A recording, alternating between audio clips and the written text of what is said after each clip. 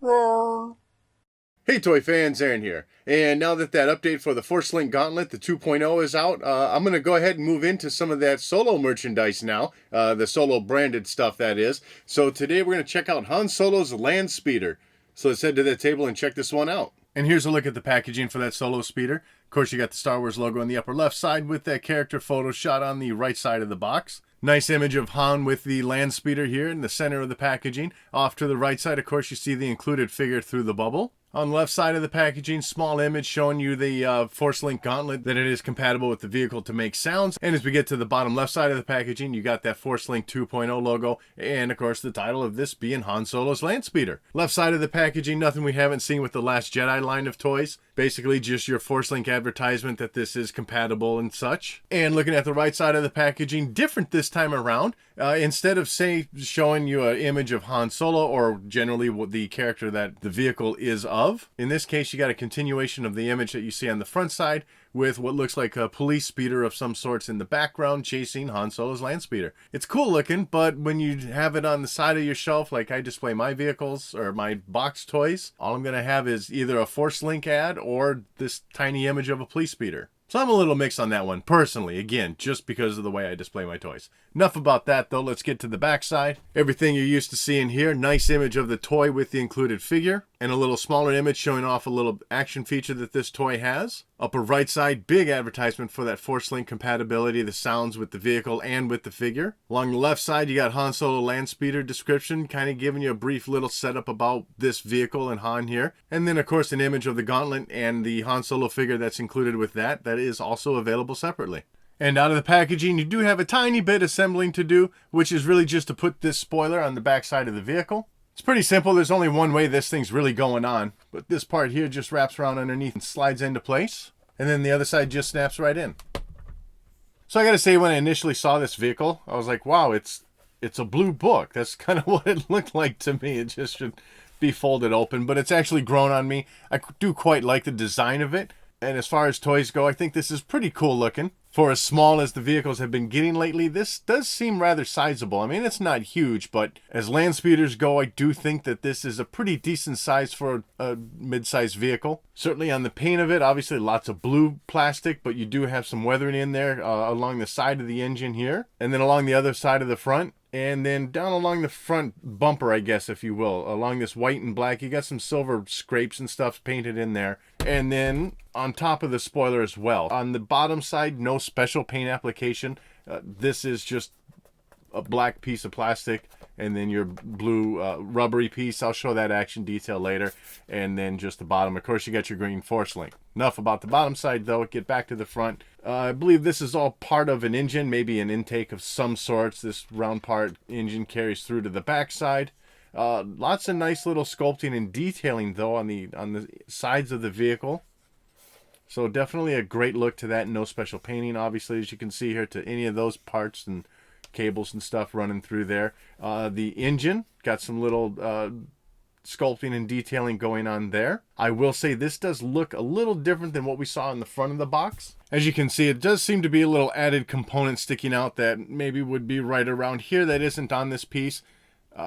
Whether that's because of the action feature that this toy has that prevented them from doing that, or maybe there was a design change from the time that the toy was made to what was released, I don't know, but nevertheless, it's not a huge deal. Still looks pretty cool. Just a little different there that we're, seeing from the vehicle to the toy itself. Otherwise, though, as far as the rest of the engine detailing along the back side, you got a little bit showing out here. And then getting to the back itself, you do have some blue painting around the engines on here on both sides. And then kind of just more backside detailing of the vehicle also going on here. As far as the cockpit area, nice painted seats here, two-seater. That's good. And then some painting on this back piece, a little headrest part here that's going on. Center console design, shifters of some sort. These do not move. It is separately molded gray plastic. But anyways, you do have some nice designs and sculpting done through that center console. And then getting into the dashboard of the vehicle, got a steering wheel here, non-functional, doesn't move or anything. It's just pegged right in there. Behind that steering wheel, there's a sticker that was already placed there, so that's not something you have to try and fit in. Otherwise, though, pretty decent sculpting and stuff throughout the rest of that dashboard. And then getting to the figure, like I said, I'm going to show that action feature off in a little bit. But here, these little foot areas are spring loaded. So as you sit your figure in there, little piece is going to slide in farther back. So as far as the design of the vehicle, the sculpt and painting and stuff, it's actually, I like it. It's quite nice. Something certainly different and a little more unique. Now, just one thing to note about this piece is this little rubbery piece. It is kind of tacky, so the dust as it sits there, it's going to kind of collect right on there and stick to it pretty good. And as far as fitting that Han Solo figure into the cockpit, no problems with that. It does fit quite nicely. You're going to have to slide him up a little bit to get your hands on the steering wheel here. Sits pretty well, nice sizing to it. And then as far as that action feature, something quite similar to the Episode 2 line of toys, you know, the Anakin Speeder and Zam Weasel Speeder. When this thing, you can pretend to have a crash, push that front end forward, and figure pops out. Not bad. Interesting little gimmick. I got to say, I'm a little disappointed that this front end doesn't stay crashed like it did on those Episode 2 toys. You know, certainly that rubber does flex in, but it then slides right out. I kind of wish that stayed, you know, bulked up a little bit. And then to reset it, get this figure out of there, push that seat down, and that resets the little spring action stuff. And then also to note that unless you have a figure in there with that, you know, foot pedals, if you will, for lack of a better term, that spring action isn't going to happen. Nothing will happen unless you got a figure sitting inside there. I don't know why they'd have like that be like some sort of safety switch. So unless the feet have engaged that little switch inside there, you're not going to get the action feature. And for the Force Link sounds of the vehicle,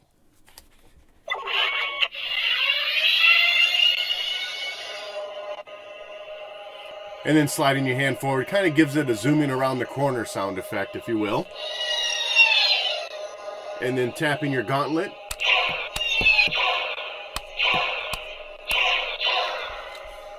Gives you some laser blast sounds. So some decent sounds there. Obviously, I haven't seen the film yet, so I can't quite say how the engine sounds compared to what we're going to hear in the film. Based on what we heard with the Last Jedi toys, I have to guess that this is probably pretty accurate to what we're going to hear. And moving on now to the included Han Solo figure. This is, as the packaging states, his Corellia outfit.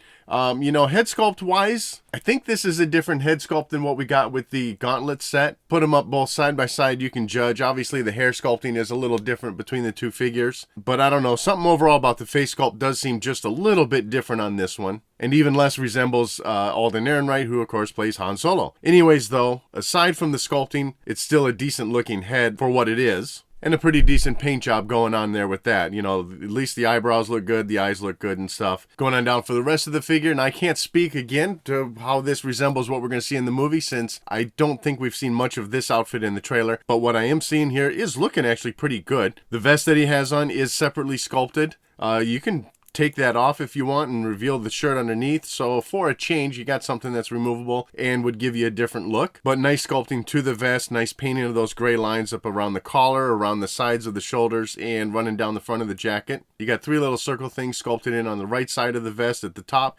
and then along the bottom side, you got just some sort of emblem or something painted in there. Aside from that, you just got some kind of soft wrinkles and stuff sculpted into the plastic. Gives it a decent look. Since this vest is removable, I'll go ahead and just peel that off. We'll take a look at that gray shirt underneath. Nice texturing to that, the sculpting of it and stuff. That's looking pretty good. I have to say that really overall for the figure, this is a very nicely painted figure.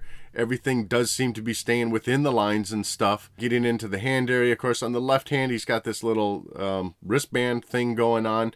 And then some white gloves that he's wearing. Again, nice paint job going on there. Through the belt area, little silver paint buckle detailing along with some black painting for what is probably that communicator of some sorts. No holster on this figure. Instead, he does have some, I don't know, some sort of maybe grenade sticks. I don't know what those would be, kind of sculpted into the pant area like it's hanging from his belt. And on the other side of his hip, he's got some sort of silver thing painted on there sitting in a pouch. Otherwise, though, as you see, he's wearing some black pants. You still have the lines down the sides of his pants sculpted in, but no special paint application to that. I do not know if that is a miss on this figure or if indeed it is all black pants that he's wearing. But down along the lower parts of the legs and the feet, kind of got this white spray of some sort. Only on the front side of the feet, though. You get to the back half, it's pretty clean looking, which Pretty weird. They just don't always finish the backsides of figures, it seems. So I'm not sure what this white stuff is supposed to represent. I don't think he's trudging through snow in this outfit. Maybe he is. Maybe he just ran through some white paint. Who knows? So it's really hard to say at this point how well this represents whatever it is it's supposed to be, or if I would wish that it was painted all around the pant legs and stuff. Overall, though, this is still a pretty good looking figure. As far as the articulation of this figure, oddly,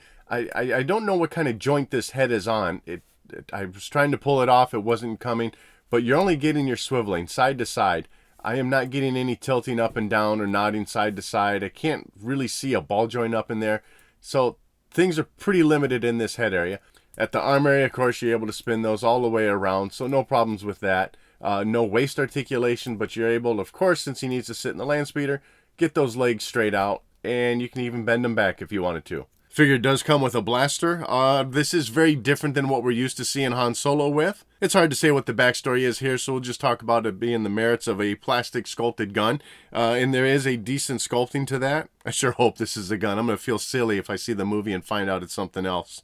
But anyways, it's decent looking and certainly something different. Just a molded piece of black plastic, no special paint application or anything going on here. And certainly no problem getting it to fit in his hand. And as already mentioned, there's no holster on the figure, so you're not really going to be able to store this anywhere else except for his hand, or just off to the side and try not to lose it. And as far as the Force Link sounds for this figure, I'm done with taking orders. How did I get into this mess? That wasn't the plan. And sliding the figure forward, blaster sounds. Nothing beats a good blaster.